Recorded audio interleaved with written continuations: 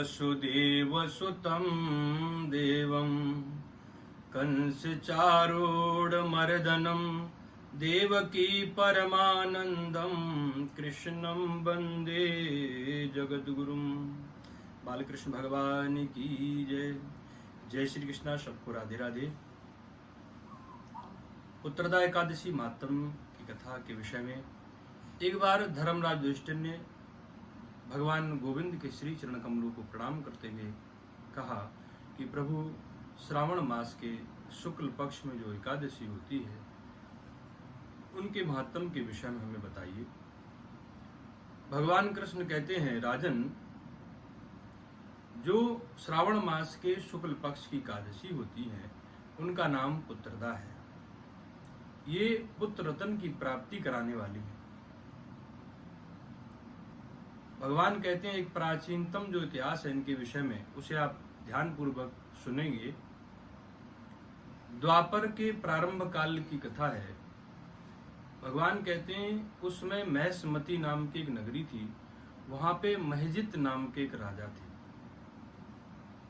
बड़े धार्मिक थे, प्रजा का पुत्रवत पालन करते थे। अपने जीवन में उन्होंने न्यायोचित से धन अर्जन किया। जो सत्कर्म है उनको करते हुए जीवन यापन किया। कभी कोई उन्होंने गलत कार्य नहीं किया। इतना सब होते हुए उनको कोई पुत्र नहीं था। काफी समय व्यतीत हो गया, अवस्था भी ढलने को आई। एक दिन परेशान होकर के, दुखी होकर के, और अपने जो उनके शुभचिंतक मंत्रीगण थे, प्रजा के कुछ खास लोग थे, उनके सामने बैठ करके राजा ने कहा कि मुझे याद है, मैंने कभी जीवन में किसी साधु महात्मा से, देवताओं से कर नहीं लिया। किसी ब्राह्मणों का मैंने धन नहीं लिया। अपने राज्य कोष में ब्राह्मणों के धन को संचित नहीं किया। पता नहीं ऐसा कौन सा अपराध हो गया कि परमात्मा जो है मुझे पुत्र रूपी रतन से विमुख कर रहे हैं। ये सोच करके बड़ा दुखी होता हूँ, बड़ा कष्ट होता है। अब इस राज्य को कौन चलाएगा? ऐसा विचार करके मंत्रियों के सामने राजा दुखी होकर के रोने लगे। जो वहां पे मंत्रीगण बैठे थे, राजा के जाने के बाद विचार करने लगे कि क्यों ना हमें ऐसा कुछ प्रयास करना चाहिए जिससे राजा के ये कष्ट दूर हो। कुछ ब्राह्मण लोग और कुछ मंत्री लोग इस दुख की निवृत्ति के उद्देश्य से चल दिए। आगे जाकर के उनको एक बड़ा रमणीक स्थान प्राप्त हुआ। वहां पे एक दिव्य महात्मा की कुटी देखी तो सभी ब्राह्मण देवता उनके समीप गए। ध्यान मग्न होते हुए जब उन ऋषि को देखा, चरणों में लेट गए, प्रणाम किया। कहा, महाराज, हम सब महसमती नाम की जो नगरी है, हमारे जो राजा हैं महिजित हैं, हम उन्हीं की प्रजा है। और प्रजा का दायित्व होता है, अगर राजा दुखी हो तो प्रजा को भी दुख होता है। प्रभु, हम आपके पास इस उद्देश्य से आए हैं कि हमारे राजा धार्मिक हैं, उन्होंने कोई अपराध नहीं किया है और फिर भी उनको कोई संतान नहीं है। तो ये क्या कारण है? किस पाप के फलस्वरूप हमारे राजा निसंतान है? हम ये जानने की इच्छा से आपके पास आए हैं। आप तो स्वयं ब्रह्मा के समान हैं। ऐसा जब विचार करके ब्राह्मण देवता ने उन ऋषि से कहा तो वो साक्षात ब्रह्मा के पुत्र लोमस ऋषि थे। ब्रह्मा के समान ही थे। लोमस ऋषि बड़े प्रसन्न हुए।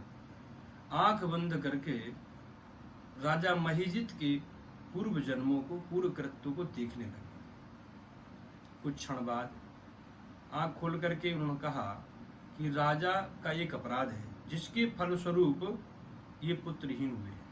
का पूर्व जन्म में ये निर्धन थे, इनके पास पैसा नहीं था और एक गांव से दूसरे गांव ऐसे भटकते रहते थे। एक बार ज्येष्ठ मास के शुक्ल पक्ष की द्वादशी तिथि थी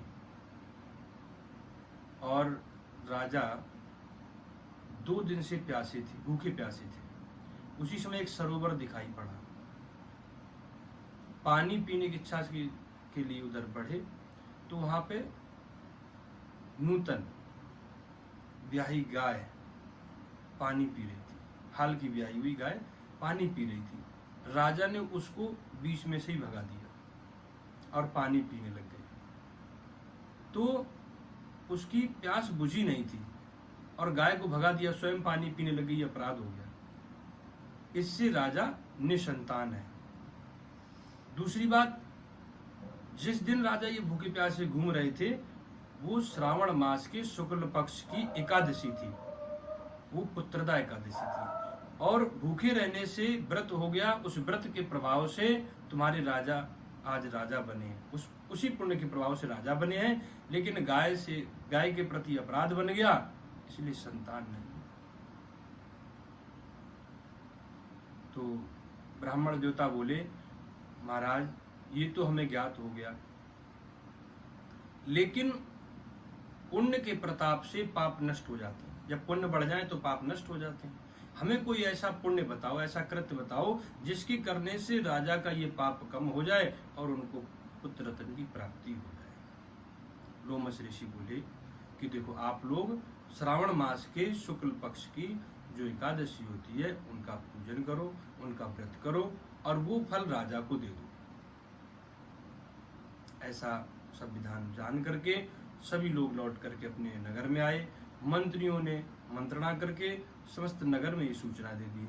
जो राजा के हितैषी लोग थे, राजा के प्रति प्रेम रखते थे, सबने पुत्रदा एकादशी का व्रत किया, रात्रि जागरण किया। जो एकादशी व्रत नियम पालन है उसका पालन किया। भूमि पे शयन, मिथ्या भाषण आदि का परित्याग करके अगले दिन द्वादशी तिथि रहते हुए पारायण किया।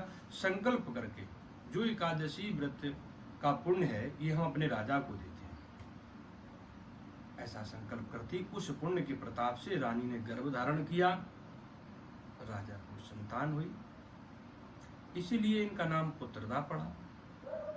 जो व्यक्ति संतति की प्राप्ति के लिए इस व्रत को करते हैं, हमारे गोविंद उनको अवश्य पुत्र रूपी रतन प्रदान करते हैं। यही एकादशी मैया का महत्व है। बोल पुत्रदा एकादशी मैया की जय। जय श्री